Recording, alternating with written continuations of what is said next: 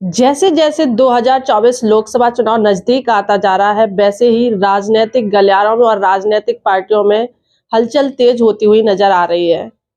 अगर बात की जाए समाजवादी पार्टी कार्यकारिणी की, तो मेरे साथ इस समय एक ऐसी शख्सियत मौजूद है जिन्होंने अभी तक जनपद इटावा में सपा के लिए कमान संभाली है, सपा को शिखर पे पहुंचाया है समाजवादी पार्टी को। लेकिन अब वह डिस्ट्रिक्ट इटावा से प्रदेश कार्यकारिणी में उनको ले जाया गया है। अब वो अपनी सेवाएं प्रदेश के लिए देंगे और प्रदेश कार्यकारिणी को मजबूत बनाएंगे। तो मेरे साथ इसमें मौजूद हैं जनपद इटावा से समाजवादी पार्टी के पूर्व जिला अध्यक्ष गोपाल यादव जी, जो कि अभी प्रदेश में प्रदेश सचिव बनाए गए हैं उत्तर प्रदेश में। आइए इनसे बातचीत करते हैं कि कैसा अनुभव है इनका, कैसा लग रहा है प्रदेश कार्यकारिणी में इनको पद मिला है। तो आइए सर से बात करते हैं। जी सर, जी कैसा अनुभव कर रहे हैं, कैसा लग रहा है प्रदेश में आपको एक नई जिम्मेदारी मिली है? हाँ, काम करना है। जिलाध्यक्ष रहते हुए लगातार 7 साल जिलाध्यक्ष के पद पे रहा, काम किया, पूरी मेहनत से मजबूती से काम किया। इसीलिए शायद राष्ट्रीय नेतृत्व ने, प्रदेश नेतृत्व ने ये समझा होगा और आगे ले जाने के लिए प्रदेश में जिम्मेदारी दी है। अब जो भी जिम्मेदारी दी जाएगी, हम लोग तो कार्यकर्ता हैं, जो जिम्मेदारी दी जाएगी, जो बताया जाएगा, उसको पूरी मेहनत से, पूरी लगन से, पूरी ईमानदारी से करने का प्रयास करेंगे। अभी तक आप जनपद इटावा में जिला अध्यक्ष पद पर थे और जिला अध्यक्ष होते हुए जनपद इटावा में अपने कार्य कर रहे थे, लेकिन अब प्रदेश में आप पहुंचे तो जिम्मेदारी थोड़ी बड़ी हो गई है। तो कैसा लग रहा है कि थोड़ी व्यस्तताएं रहेंगी या फिर जिम्मेदारी बड़ी होने के चलते कुछ नए आपको रूल्स बनाने पड़ेंगे या नए काम करने का तरीका थोड़ा साझा कीजिए? अब ये देखेंगे पहले प्रदेश में कहाँ पर काम करने के लिए हमें कहा जाता है, तो जिम्मेदारी बड़ी है, हम उस जिम्मेदारी के लिए पूरी तरह से तैयार हैं और जहाँ भी बताया जाएगा, जो काम बताया जाएगा उसको करेंगे। काम करने का अनुभव है हम लोगों को पहले से, तो इसलिए ऐसी कोई दिक्कत है नहीं। लगातार 27-28 साल से संगठन का ही काम कर रहे हैं। 2024 चुनाव बहुत ही नजदीक है, जनवरी का महीना बीतने वाला है, मई तक चुनाव हो जाएगा। तो किस तरीके की तैयारियां हैं आप लोगों की? देखिए, आज वोटर लिस्टों का प्रकाशन हुआ है। 2024 के चुनाव के लिए मतदाता सूची का अंतिम प्रकाशन हुआ है। वोट बनवाने पर काम किया गया था लगातार, और मैं समझता हूँ हमारा संगठन बूथ स्तर तक, इटावा जनपद की अगर हम बात करें और सभी जगह, पूरे प्रदेश में ही सभी जगह प्रभारी बनाए गए थे।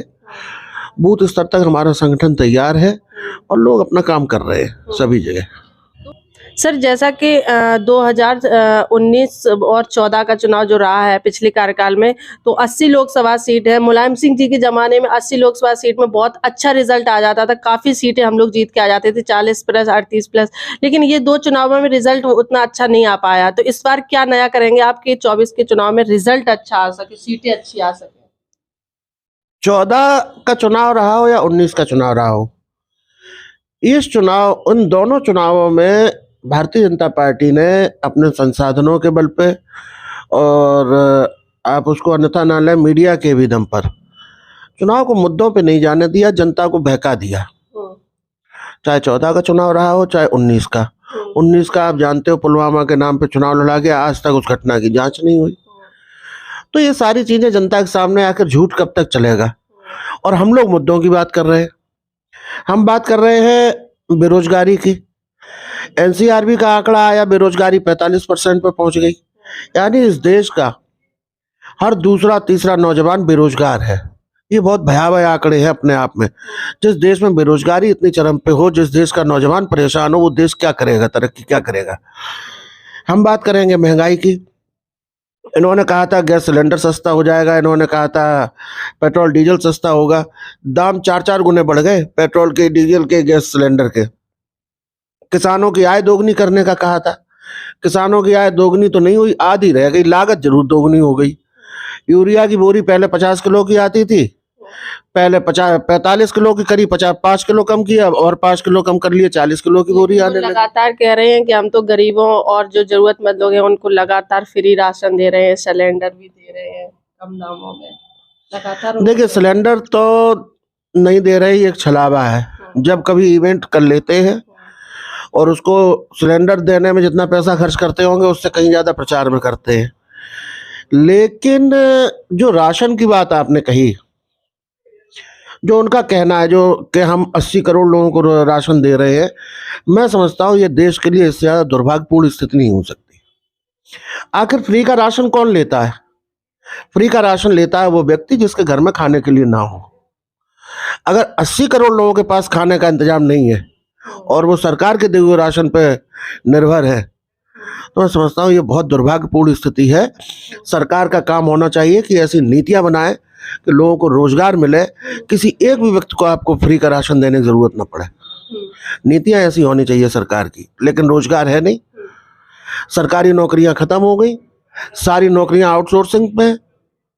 जिस नौकरी की सरकारी नौकरी लगे, मान लीजिए क्लास 3 की, तो 55,000 60,000 रुपये वेतन से शुरुआत होगी। आज वही काम 10,000 रुपये में किया जा रहा है। इतनी महंगाई में एक पढ़ा लिखा नौजवान इंजीनियरिंग किए हुए, ग्रेजुएट, पोस्ट ग्रेजुएट, इंजीनियरिंग किए हुए, MBA किए हुए, वो 10,000 रुपये में नौकरी कर रहा है। क्या स्थिति होगी देश की? कल राम मंदिर की प्राण प्रतिष्ठा भी हो गई है। बहुत वहाँ पर हिंदुओं का, सनातनियों का, या यूँ कह लो कि राम भक्तों का हुजूम उमड़ा वहाँ पर। तो क्या देख रहे हैं 2024 चुनाव पर इसका कोई प्रभाव पड़ेगा? मैं समझता हूँ धर्म अलग विषय है और राजनीति अलग विषय है, और धर्म और राजनीति को एक दूसरे से जोड़कर नहीं देखा जाना चाहिए। मंदिर की प्राण प्रतिष्ठा हुई, उसके लिए शुभकामनाएं, बहुत अच्छी बात है। सर्वोच्च न्यायालय ने निर्णय दिया, मंदिर बना। लेकिन धर्म अलग विषय है, राजनीति अलग विषय है, और चुनावों में जनता को अपने मुद्दों पर ही वोट करना चाहिए। कि लोगों को ये समझना चाहिए उनका एक वोट सरकार बनाता है, और सरकार बनाती है नीतियां, और वो नीतियां ही आगे आने वाली पीढ़ियों का भविष्य तय करती हैं।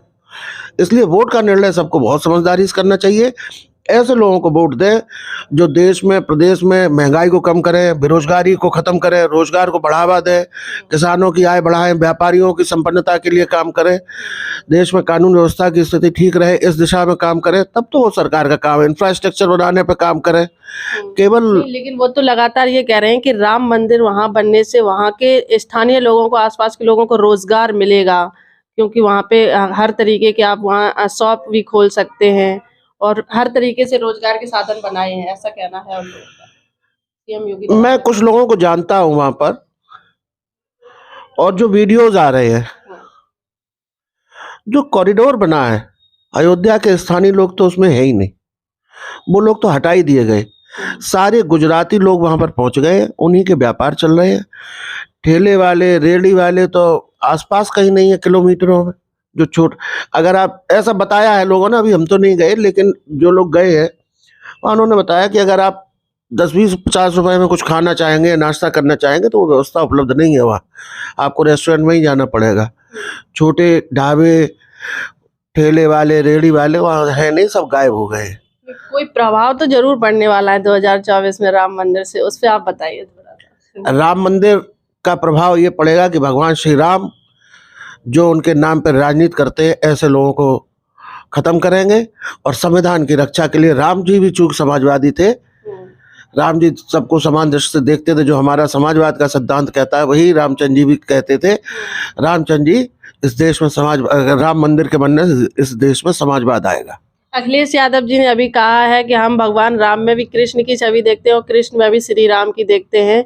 इस तरीके की राजनीति नहीं होनी चाहिए। तो क्या जनता को आप लोग इस तरीके के मतलब कहने से जनता को समझा पाएंगे, अपनी तरफ उन्हें मोड़ पाएंगे, या फिर इस तरीके से उनको समझा पाएंगे? जनता खुद बहुत समझदार है। जनता जानती है कि चाहे जग में सुंदर है दो नाम, चाहे कृष्ण कहो या राम। पहले से शुरुआत से ही कहते चले आए, वही बात नहीं अखिलेश जी ने कहा।